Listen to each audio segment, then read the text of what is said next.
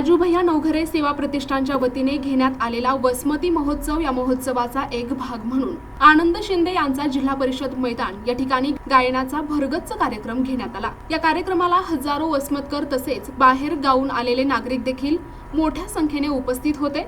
यामध्ये महिलांची संख्या मोठ्या प्रमाणात असल्याचे दिसून आले। यावेळी आनंद शिंदे यांनी वेगवेगळ्या गाण्यांतून सर्व वसमतकरांची मने जिंकून घेतली। यावेळी अनेक गाण्यांवर वसमतकरांनी नृत्य सादर केले। या कार्यक्रमासाठी सर्वच कार्यकर्ते, नागरिक, महिला मोठ्या संख्येने उपस्थित होत्या। त्यावेळेस या भारतातील त्या कोर्टामध्ये तिथे गेले, तिथल्या आजूबाजूचे वकील सुद्धा त्यांचा आर्ग्युमेंट ऐकायला येत होते। त्यामुळे आपण फक्त डॉक्टर बाबासाहेब आंबेडकरांना महामानव म्हणतो असं नाही, तर प्रत्येक क्षेत्रामध्ये त्यांनी काम केलेलं आहे आणि हे काम कायदे पंडिताच्या माध्यमातून केलेलं आहे। त्यावेळेस सभागृहामध्ये आम्ही सुद्धा तिथं मागणी केली की डॉक्टर बाबासाहेब आंबेडकरांनी खऱ्या अर्थाने आपल्याला घटना दिली, कायदा दिला, तर त्यांचा पुतळा हा प्रत्येक न्यायालयामध्ये असला पाहिजे। ते माझं वसमत न्यायालय असू द्या की दिल्लीचं सर्वोच्च न्यायालय असू द्या। आणि शेवटी मी एवढंच सांगतो की पुढच्या मागच्या 4.5 वर्षाच्या काळामध्ये मी त्यावेळेस तुमच्या आमच्या ग्रामीण भागातील लोकांना, तुमच्या आमच्या वसमतमधील मुलं शिकले पाहिजे, यासाठी आपण 100 मुलं आणि 100 मुली यांचं वसतिगृह लवकरच करतोय की खऱ्या अर्थाने बाबासाहेबांची जयंती साजरी केली जातोय।